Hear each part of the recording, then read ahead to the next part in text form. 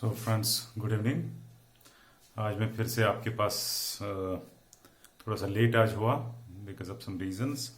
एक तो नेट नहीं चल रहा था, वीक था थोड़ा सा, तो और कुछ बिजी भी रहा आज। तो मैं आपका उसी चैप्टर को आगे लेते हुए 3.2 एक्सरसाइज का क्वेश्चन नंबर 5 करना चाहूँगा। 3.2 एक्सरसाइज का क्वेश्चन नंबर 5 है, half the perimeter of a rectangular garden whose length is 4 meter more than its width।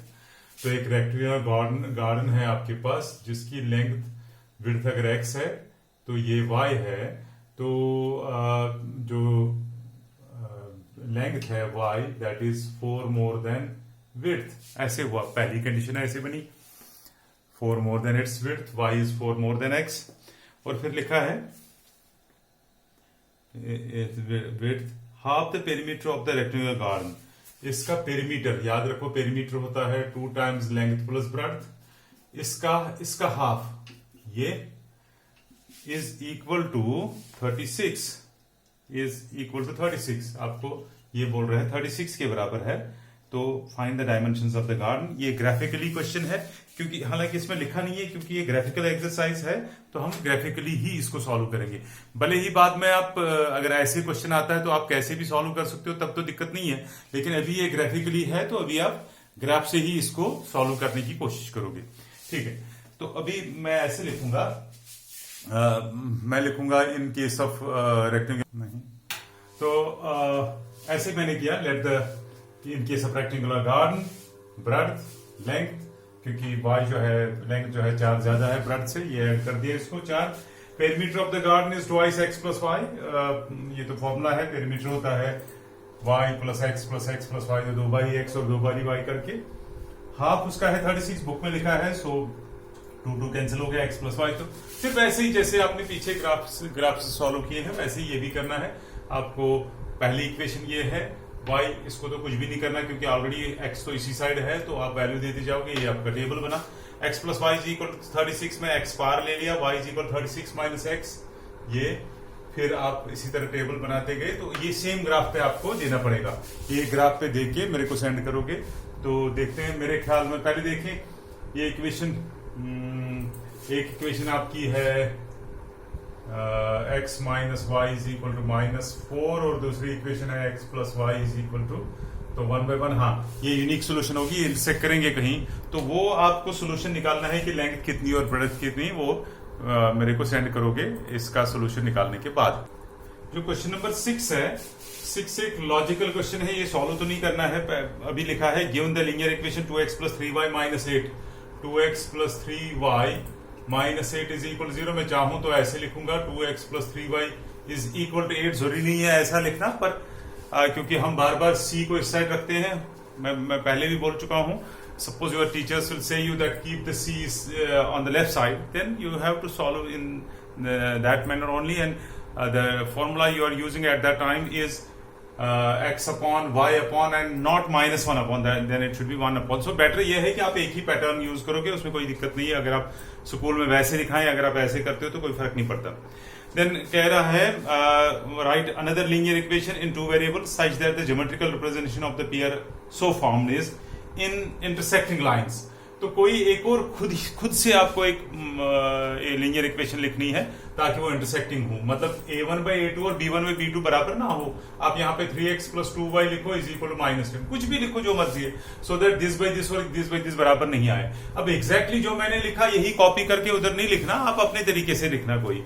इसी तरह से दूसरा बोल रहा है पैरेलल लाइंस, आप लिख सकते हो यहाँ पे here a1 is equal to b1 is equal to c1 is equal to a2 b2 c2, फिर a1/a2 निकालोगे, b1/b2 भी निकालोगे, फिर वो इक्वल नहीं आएंगे, लिखोगे a1/a2 not equal to b1/b2, therefore lines are intersecting.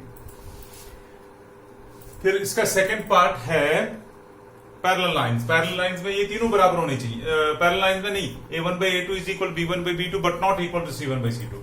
तो देखना आपकी इक्वेशन है 2x plus 3y is equal to 8, यहाँ पे लिखोगे इसको 2 से मल्टीप्लाई करो, 4x प्लस इसको भी 2 से मल्टीप्लाई करो, 2 3 जा 6 5। यहाँ पे कुछ और, यहाँ पे 2 नहीं, 2 से मल्टीप्लाई नहीं करना, यहाँ पे सपोज 9 लिखोगे। अब देखना 2/4 1/2 हुआ, 3/6 भी 1/2, लेकिन 8/9 1/2 नहीं है। तो आप ये यहाँ पे भी ऐसे ही आगे करोगे, a1/a2 यहाँ पे लिखोगे, a1 लास्ट में आएगा, a1/a2 is equal to b1/b2 but not equal to c1/c2, therefore lines are parallel. ठीक। और तीसरा जो इसका पार्ट है, ये कह रहा है कोइंसाइडिंग लाइंस होनी चाहिए। कोइंसाइड हो गया लाइन पे ऊपर लाइन, मतलब यहाँ पे ये हुआ इंटरसेक्टिंग, ये पैरेलल आनी चाहिए, और यहाँ पे लाइन के ऊपर एक और लाइन, ऐसे ये लाइन और ये लाइन एक दूसरे के ऊपर, ये वो तभी होगा जब ये तीनों बराबर होंगे। तो आपके पास फिर से 2x + 3y is equal to 8। आप लिखोगे यहाँ पे जिस तीनों को सेम चीज से मल्टीप्लाई करो, 3 2 6x + 3 3 9y इज इक्वल 3 8 24। अब देखना इसको डिवाइड करोगे तो 1/3 आएगा, इसको भी 1/3 और इसको भी 1/3। इन्हीं की तरह लास्ट में लिखोगे, सिंस लास्ट में जिस तरह इसमें और इसमें लिखा आपने, इसमें आपको c1/c2 निकालने की जरूरत नहीं है, क्योंकि यहाँ निकालोगे भी c1/c2 भी निकालोगे, और फिर देखोगे ये किसके बराबर, यहाँ पे ये और फिर इसी तरह से यहाँ पे भी निकालोगे। आप लास्ट में लिखोगे a1/a2 is equal to b1/b2 and that is equal to c1/c2, therefore the lines are coinciding lines. जैसे इसमें पैरेलल लिखा, इसमें कोइंसाइडिंग, और बनाओगे ऐसे, रफली बना लेना, पेंसिल से ही बेशक, लेकिन रफली बना सकते हो और चलेगा। आपको ग्राफ बनाने की जरूरत इसमें नहीं है, ना इसने पूछा है ग्राफ बनाने के लिए। सो ये जो क्वेश्चन लास्ट क्वेश्चन इसका है, ग्राफ तक तो आसान है, उसके बाद इसमें एक टिपिकल तरीका है करने का, आप ध्यान रखोगे। दो इक्वेशंस इसी ने दी है, x - y + 1 = 0, +1 को मैंने पार कर लिया, x - y इज इक्वल -1। दूसरी इक्वेशन ये है, इसमें भी 12 को पार करा। तो ग्राफ से आप इसमें इसका भी ग्राफ डालोगे, इसका भी ग्राफ डालोगे, तो आप देखोगे लाइनें सम अप्रोक्सीमेटली ऐसी आएंगी, बिकॉज मैं मेजर करके तो नहीं डाला मैंने, पर अप्रोक्सीमेटली ऐसी लाइंस आएंगी। तो आपको बताना है जो इसने पूछा है क्वेश्चन में, determine the coordinates of the vertices, determine the coordinates of the vertices of the triangle formed by these lines and the X axis. इन दो लाइनों ने एक्स एक्सिस के साथ जो ट्राइंगल बनाया, ये वो ट्राइंगल है। इन दो लाइनों ने जो एक्स एक्सिस के साथ ट्राइंगल बनाया, इस इनके वर्टिसेस, वर्टेक्स, इनके कोने हुए। वर्टेक्स आपको याद होगा छोटे क्लास में, ये 3 वर्टेक्स होते हैं, इनके कोऑर्डिनेट्स बोलने, ये 3 कोऑर्डिनेट्स बोलने। एक तो ये तो पॉइंट ऑफ इंटरसेक्शन होगा दोनों का। दूसरा हो गया, आपको मैंने एक जो तरीका मैंने आपको बताया था, सीक्रेट तरीका, कि अगर आपको पहले ही आंसर पता करना हो ग्राफ डालने से पहले, मैंने वही सॉल्व करके देखा, x2 और y3 आता है। तो ये है x2 और y3, ये पॉइंट तो मुझे पता है, ये पॉइंट है 2 और 3। ये पॉइंट आप घर पे चेक करोगे, जब ग्राफ पता नहीं यहाँ पे ठीक आया नहीं आया, मुझे तो आ रहा है -1 0 और यहाँ पे आ रहा है 6, 0, something like that. I don't know whether it is true और नॉट, क्योंकि मैंने रफली ड्रॉ किया है, एग्जैक्टली माप के तो ड्रॉ नहीं किया। आप चेक करोगे घर पे कि आपका जो आंसर है वो इसके साथ मैच करता है कि नहीं है। आई होप कि ऐसा ही कुछ होगा।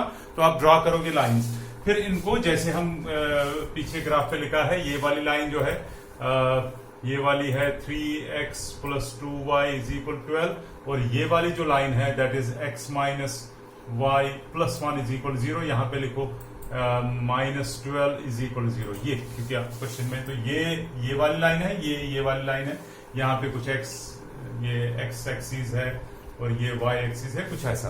तो पूरी डिटेल के साथ ये 3 क्वेश्चंस आप करोगे। फिर आपका इस तरह से 3.3 एक्सरसाइज ऑनवर्ड्स हमने किया है। तो कल नेक्स्ट डे से हम आपका जो इंपॉर्टेंट चैप्टर और डिफिकल्ट चैप्टरों में से माना जाता है, दैट इज सिमिलर ट्राइंगल्स। तो I am starting similar triangles. Hopefully आप ध्यान से काम करोगे, तब आपको दिक्कत नहीं होगी समझने में। So let us meet again tomorrow. All the best by that time.